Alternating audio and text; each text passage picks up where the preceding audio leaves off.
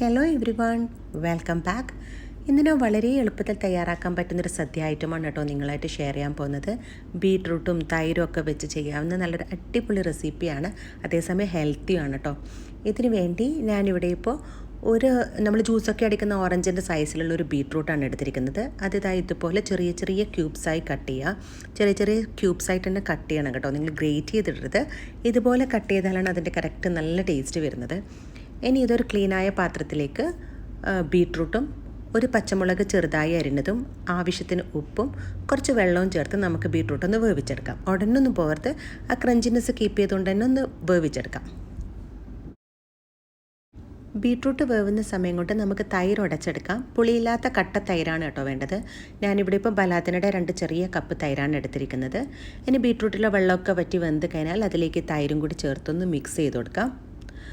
തൈരിൻ്റെ quantity നിങ്ങൾ എടുക്കുന്ന ബീട്രൂട്ടിൻ്റെ സൈസിനനുസരിച്ച് കൂട്ടുകയും കുറയ്ക്കുകയും ചെയ്യാം കേട്ടോ. സാധാ അളവ് കപ്പിൻ്റെ ക്വാണ്ടിറ്റി വെച്ച് പറയുകയാണെങ്കിൽ ഞാനിപ്പോൾ പറയുന്ന പോലെ ഓറഞ്ചിൻ്റെ സൈസിലുള്ള ബീട്രൂട്ടിന് 1.5 കപ്പ് തൈര് കറക്റ്റായിരിക്കും.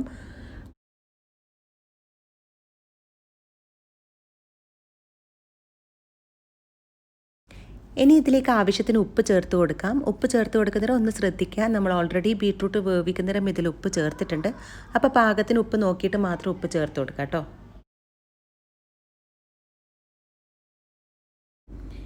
ഇനി നമുക്കിതിലേക്കുള്ള താളിപ്പ് തയ്യാറാക്കാം. അതിനുവേണ്ടി ഒരു പാനിലേക്ക് ഒരല്പം വെളിച്ചെണ്ണ ചേർത്ത് ചൂടായി കഴിഞ്ഞാൽ അതിലേക്ക് 1/2 ടീസ്പൂൺ കടുകും 2 കായ്മുളകും ഒരല്പം നല്ല ഫ്രഷ് കറിവേപ്പിലയും ചേർത്ത് താളിപ്പ് റെഡിയാക്കിയെടുക്കാം.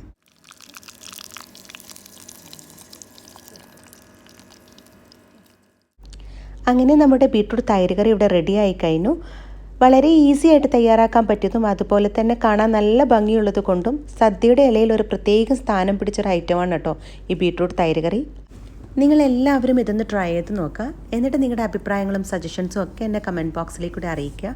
അപ്പോൾ ഇൻഷാ അല്ലാ അടുത്തൊരു നല്ല റെസിപ്പിയും വീഡിയോയുമായി വീണ്ടും കാണുന്നത് വരെ take care and stay blessed.